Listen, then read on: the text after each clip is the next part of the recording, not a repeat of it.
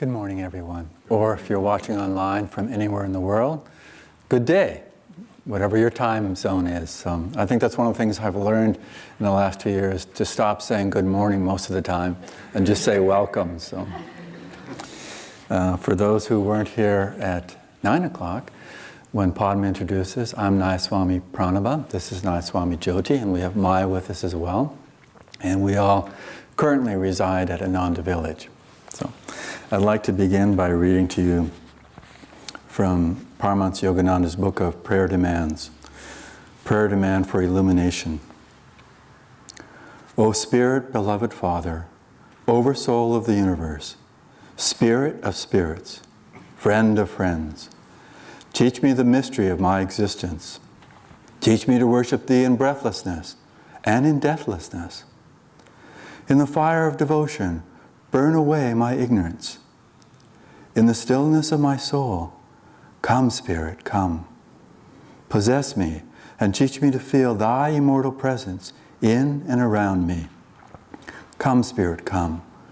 Come, Spirit, come.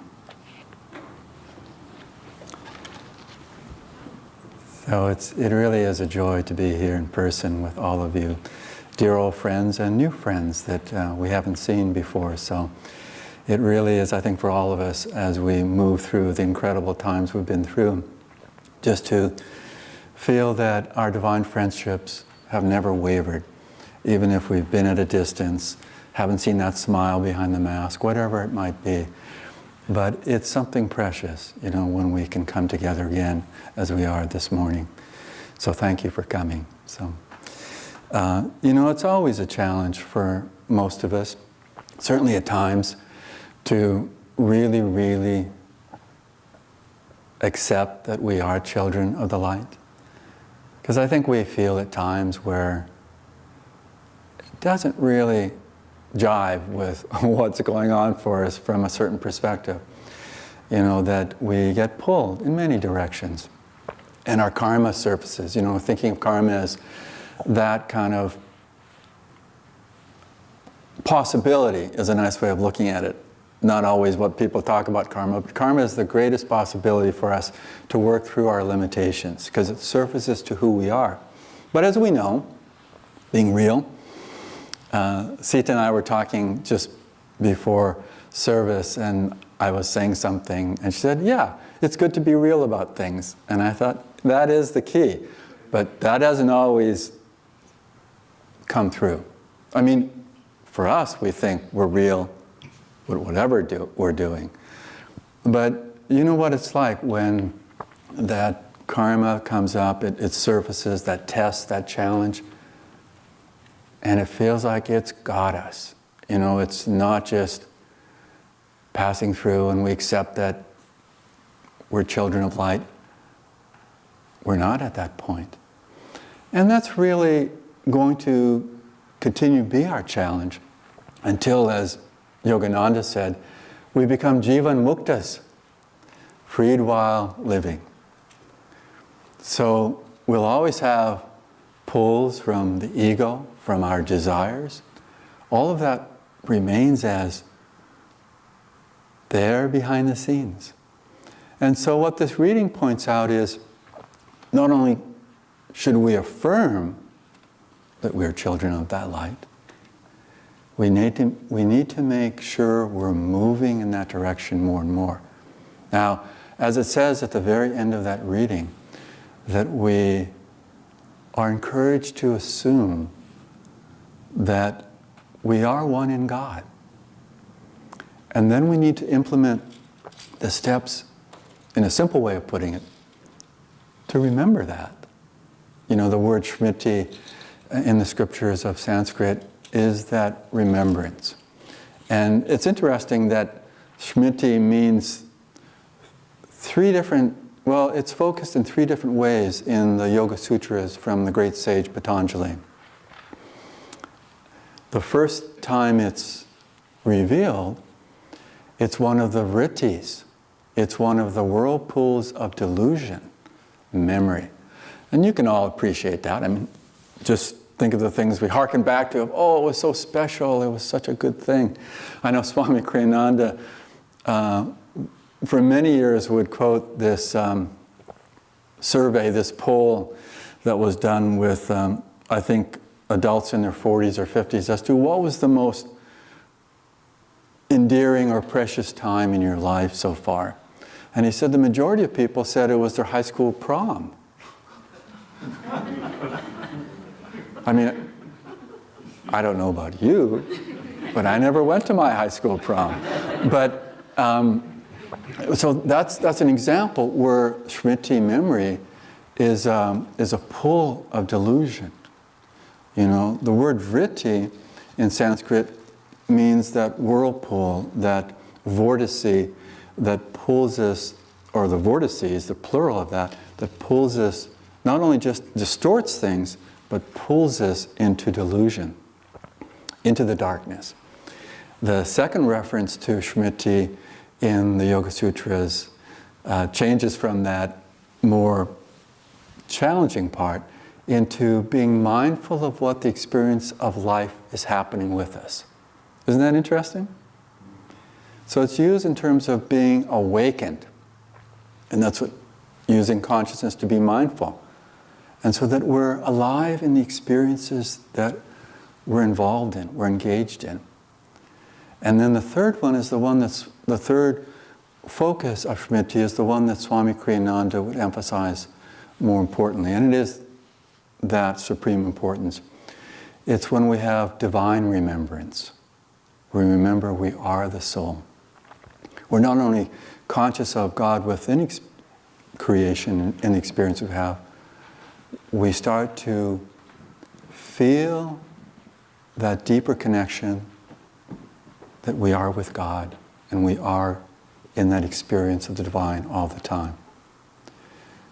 And so you can see it's a continuum for each one of us from where we're at this point in our lives, moving towards a greater experience of that. But it's always good for wherever we're on that continuum, in that spectrum of possibilities, to at least in some part of us really assert, without the egoic assertion, but the soul's assertion, that our true heritage is in God. We are that. We are that experience. We are that consciousness. We are that divine experience completely. And so when we do that, we set in motion possibilities. And in a sense, the spiritual path is this balance of setting in motion possibilities. Isn't that a nice way to think of it? We were out at the farm at Camano Island yesterday, and a great experience. Thank you guys for just hosting us for a few hours. But at one point, Zach showed us how to graft with a root, and then, what's it called, the other part? Cutting. Cutting, yeah. So the cutting, and coming to this unique little cut where you slice it, and it has sort of a lip, a tongue, and you slice the other part that you're going to graft the same way, and then you slice just a little cut in it, and those two come together in binding together possibilities.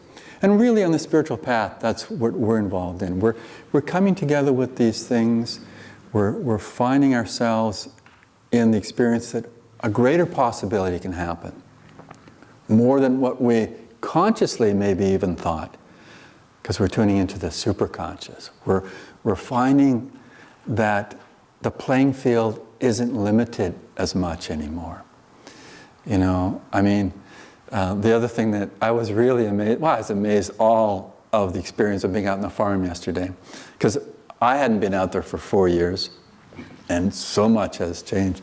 But with a couple of the pigs out there, what they're doing, so they clean this whole strip of land, and then because of how they deal with eating and just doing things, they're producing, I guess, a more solid base on top of the sand, which would always drain the water so that water can pool. And it was pooling a little bit out there yesterday. And then in time, Zach was sharing that it would then become a little stream that could provide water sources for other parts close to that area. And that's in a sense, really what we are and how we're functioning. You know, we're finding the ways, the means that allow us to be connected with something that's always expanding, that opens us up to other possibilities. I remember many, many years ago, in the early 1980s, that Swami Kriyananda gave a class, and I think it was actually to one of the first yoga teacher training courses that Ananda gave in those early 1980s. And he made this significant point. He emphasized this. He said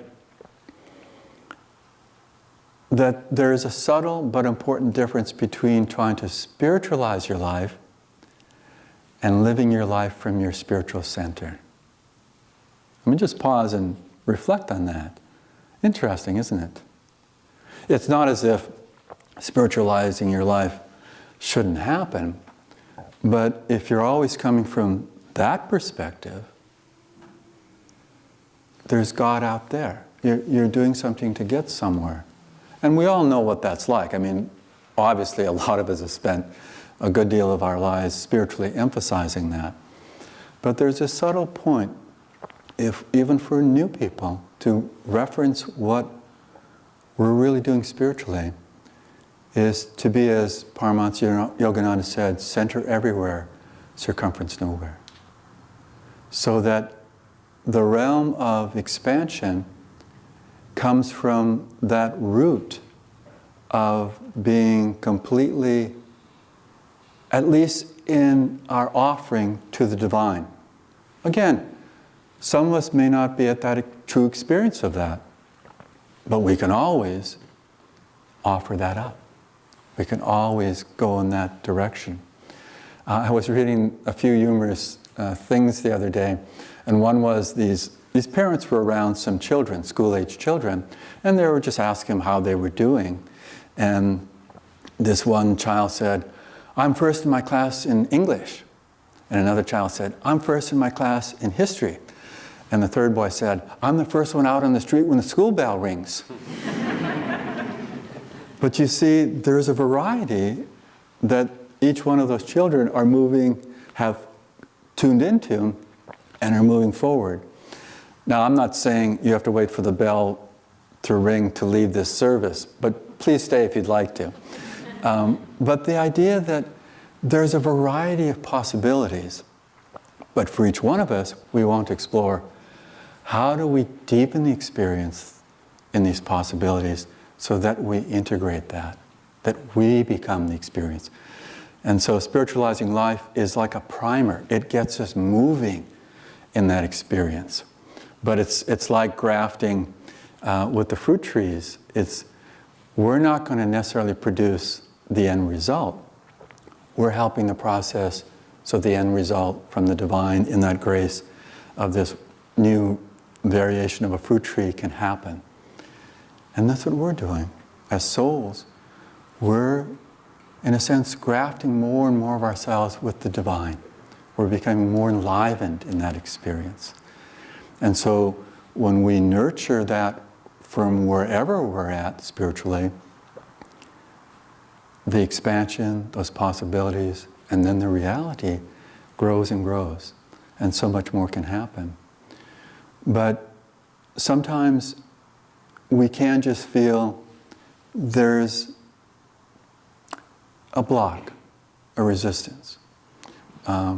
We feel the burden of what we're dealing with. You know, we may be hit by physical karma. We may be hit by some emotional strains.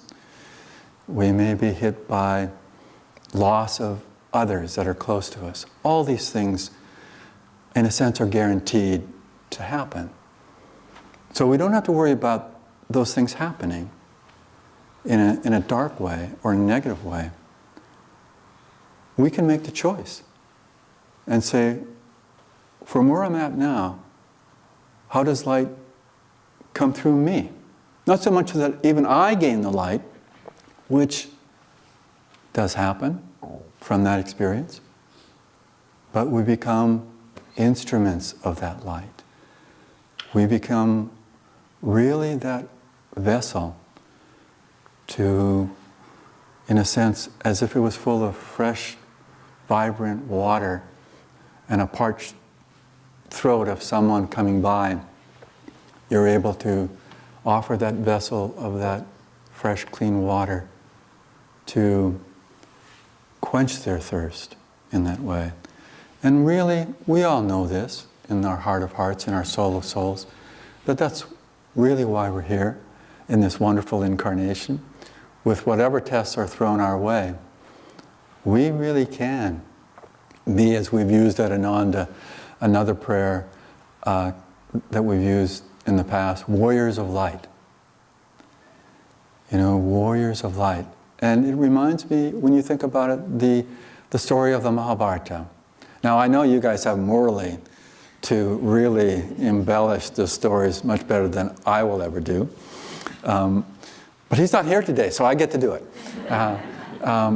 But if you think of what's happening there at the beginning of the Bhagavad Gita, you know, which is the little sliver of the whole Mahabharata, which is a huge epic, that when the forces are arrayed on the battlefield, Krishna is the charioteer for Arjuna. And Arjuna is, in a sense, each devotee. And Krishna represents the divine. But Krishna has said prior to this scene that he will not lift a finger in the battle.